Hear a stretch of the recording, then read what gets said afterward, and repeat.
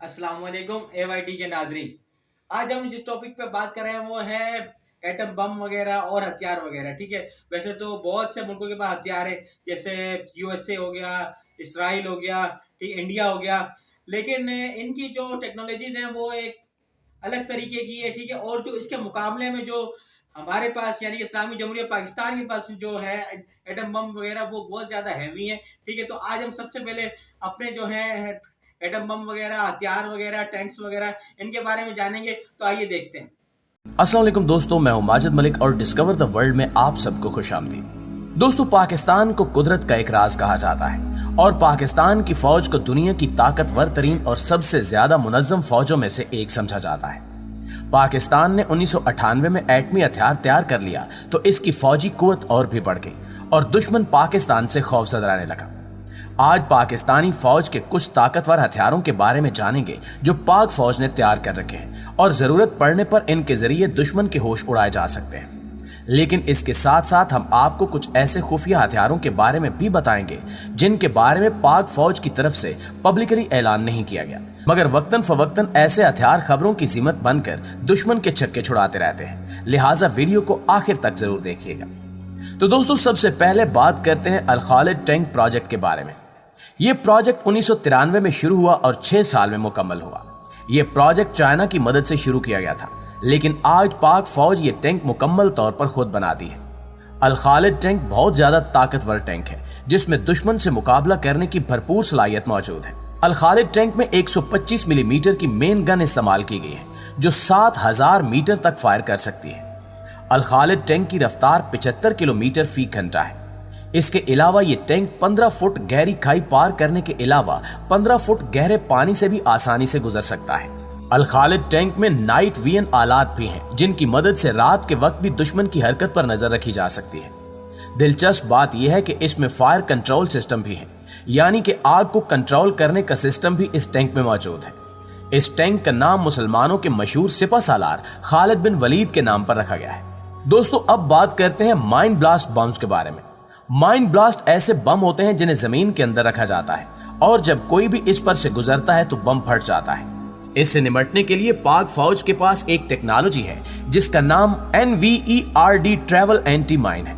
अगर कभी दुश्मन के इलाके में जाना पड़े तो फौज इस एंटी माइन रोलर को अपने टैंकों और दूसरे तमाम हथियारों से आगे रखती है। इसका मकसद ये होता है कि अगर रास्ते में कहीं माइन ब्लास्ट हो तो ये एंटी माइन उन बमों को तलाश करके लेजर शुआओं के जरिए पहले ही तबाह कर दे। दोस्तों, AM50 एक मसनूई पुल है जिसे एक व्हीकल के साथ मूव करवाया जाता है। पाक फौज इसे तब इस्तेमाल करती है जब रास्ते में पहाड़ या खंदक हो या रास्ता बंद हो। ये पुल 10 से 12 मीटर लंबा और 4 मीटर चौड़ा होता है और 2 से 6 मीटर की गहराई को पार करने के काम आ सकता है। AM50 को इस्तेमाल करते हुए पाक फौज उन रास्तों को भी पार कर सकती है जहां से आगे बढ़ना मुश्किल हो। Mine disposable system. दोस्तों, ये टेक्नोलॉजी पाकिस्तान ने खुद बनाई है। माइन डिस्पोजेबल सिस्टम एक ऐसी जबरदस्त टेक्नोलॉजी है जिसके जरिए एक व्हीकल 1 सेकंड में 5000 मिसाइल दुश्मन की तरफ फेंक सकती है। ये एक इंतहाई ताकतवर हथियार है जिसके जरिए दुश्मन को बगैर मौका दिए उसके इलाके में थोड़े वक्त में ही बड़ी तबाही फैलाई जा सकती है। दोस्तों, MVRDE की तरफ से बनाई गई ये ड्रैगन माइन व्हीकल रास्ते में माइन साफ करने के लिए इस्तेमाल की जाती है। जिस रास्ते से पाक फौज की गाड़ियां या टैंक गुजरते हों वहां ड्रैगन व्हीकल को इस्तेमाल किया जाता है। अगर कहीं रास्ते में कोई माइन हो तो यह ड्रैगन व्हीकल उस बम को फटने से पहले ही दूर फेंक देती है। यह ड्रैगन व्हीकल इतनी मजबूत है कि अगर किसी तरह का कोई बम इस व्हीकल के नीचे फट जाए तो भी इसे कोई नुकसान नहीं पहुंचता। इस वजह से यह पाक फौज का एक अहम और कीमती हथियार है। नाज़रीन, पाक फौज का एक और ताकतवर हथियार टाइप 84 है।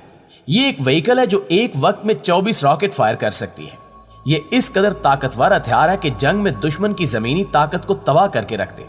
इसे पाकिस्तान ने चाइना से खरीदा है। चाइना ने यह व्हीकल 1984 में तैयार की थी, इसी वजह से इसे टाइप 84 कहा जाता है। IL-78। नाजरीन, ये एक ऐसा हथियार है जिसे एयर टैंकर रिफ्यूलर भी कहा जाता है। ये फिजा में ही दूसरे हवाई जहाजों में फ्यूल भरने के लिए इस्तेमाल होता है। इससे पहले पाकिस्तान के पास एयर रिफ्यूलर का इंतजाम नहीं था, इसलिए पाकिस्तान ने यह त्यारा यूक्रेन से खरीदा था।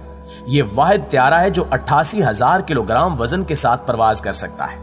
प्यारे साथियों, पाक फौज का एक अहम हथियार M88A1 रिकवरी व्हीकल है। ये बख्तर-बंद गाड़ी है जिसे पाकिस्तान ने अमेरिका से खरीदा है। जंग के दौरान आर्मी का गाड़ियों या टैंकों का नुकसान हो तो M88A1 के जरिए इन्हें मौके पर रिकवर किया जा सकता है, यानी खराब हुई गाड़ियों को फौरन ठीक करके फिर से जंग में इस्तेमाल के लिए तैयार किया जा सकता है। इसके अलावा JF-17 थंडर का नाम तो आपने जरूर सुन रखा होगा।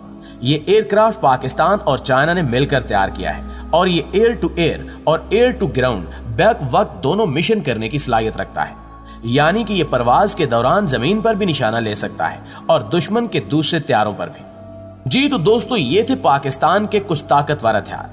अब आपको ऐसे खुफिया हथियारों के बारे में बताते हैं जिनके बारे में पाक फौज ने अभी तक ऐलान नहीं किया, मगर वो बहुत अहमियत के हामिल और बहुत ताकतवर हथियार हैं। तो खवातीनो हजरात, खुफिया ताकतवर हथियारों की फहरिस्त में सबसे पहले है तैमूर मिसाइल। इस मिसाइल की रेंज 7000 किलोमीटर है, यानी कि इसको दूसरे बराज़मों पर हमले के लिए भी इस्तेमाल किया जा सकता है। कहा जाता है कि पाकिस्तान अभी तक खुफिया तौर पर तैमूर मिसाइल प्रोग्राम पर काम कर रहा है। समाल एटम बम।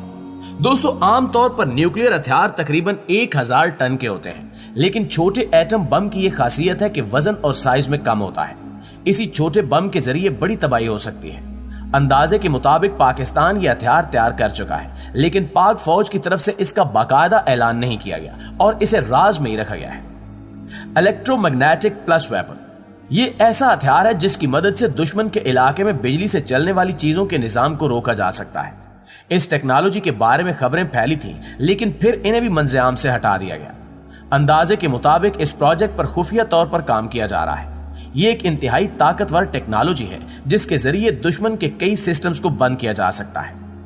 दोस्तों, पाकिस्तान का अगला खुफिया और ताकतवर हथियार एक ऐसा हथियार है जिससे एक बहरी जहाज या हवाई जहाज के जरिए पानी में छोड़ा जा सकता है और वो अपने निशाने पर पहुंचकर धमाका करता है।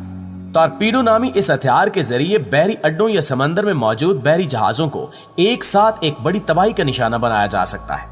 एक अंदाजे के मुताबिक पाकिस्तान में आम टारपीडो की तरह एटमी टारपीडो तैयार कर लिया गया है। ये एक ऐसा टारपीडो है जो अपने अंदर एटम बम रखता है और खामोशी से सफर करके दुश्मन के कई बहरी जहाज तबाह कर सकता है। इसके बाद लेजर हथियारों की बात की जाए तो 2012 में पाक फौज की तरफ से एक कामयाब लेजर हथियार का तजुर्बा किया गया। ये ऐसा लेजर हथियार था जिसके जरिए फौजी टैंक के इंजन को बंद करने की सलाहियत थी। कहा जाता है कि पाकिस्तान इस टेक्नोलॉजी में बहुत कामयाबी हासिल कर चुका है। इसके अलावा मजीद लेजर वेपन्स भी तैयार कर रहा है। छठे नंबर पर है हाइड्रोजन बम। ये एक न्यूक्लियर हथियार है जो बड़े पैमाने पर तबाही फैलाने की सलाहियत रखता है। कहा जाता है कि पाकिस्तान ने 2012 में हाइड्रोजन बम तैयार कर लिया था। सातवें नंबर पर सोलर ड्रोन है। सोलर ड्रोन एक ऐसा ड्रोन है जो सूरज की ताकत के जरिए काम करता है और चार्ज हो सकता है। सोलर ड्रोन को दुश्मन के इलाके में भेजकर दुश्मन की जरूरी मालूमात लेने के लिए इस्तेमाल किया जा सकता है। दोस्तों, अब आपको बताते हैं एक और दिलचस्प हथियार के बारे में। आर्मर, यानी कि दुश्मन के हमले को रोकने के लिए इस्तेमाल की जाने वाली चीज है। ऐसी धात जो बहुत मजबूत और किसी भी हमले को रोक सकती थी। वो दरअसल यूरेनियम से तैयार की गई थी।